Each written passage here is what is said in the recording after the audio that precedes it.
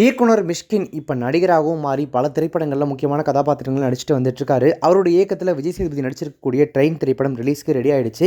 ஆண்ட்ரியாவுடைய நடிப்பில் அவர் இயக்கத்தில் பிசாசு 2 திரைப்படம் ரொம்ப நாளாக கிடப்பில் கிடக்கு.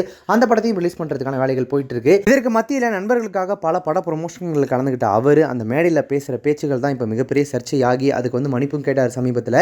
இந்த நிலையில் சமீபத்தில் தான் கொடுத்த ஒரு இன்டர்வியூவில் தன்னுடைய மனைவி, மகள், தன்னுடைய குடும்பத்தை பற்றின விஷயங்களை மனம் திறந்து பேசியிருக்காரு. என்ன சொல்லியிருக்காரு அப்படின்னா, ஒரு தடவை என்னுடைய மனைவி கிட்டான விவகாரத்தை கேட்டேன், கொடுக்க முடியாதுன்னு ரொம்ப அழுதுட்டாங்க. அதுலேருந்து நான் அவங்கள்ட்ட விவகாரத்தை கேட்கவே இல்லை.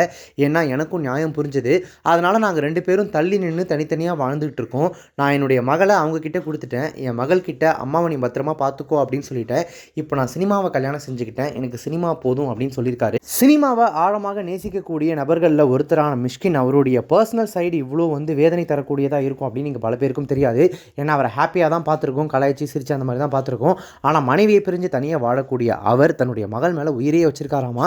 அந்த வகையில் எப்படியாவது கஷ்டப்பட்டு அப்பப்போ மகள் கூட ஒரு சின்னதாவது நேரம் ஸ்பெண்ட் பண்ணிடுவாராமா. மிஷ்கின் அவருடைய பர்சனல் சைடு இவ்வளோ சோகமானதாக இருக்கிறத கேட்டு ரசிகர்கள் வருத்தமும் அதிர்ச்சியும் அடைஞ்சிருக்காங்க.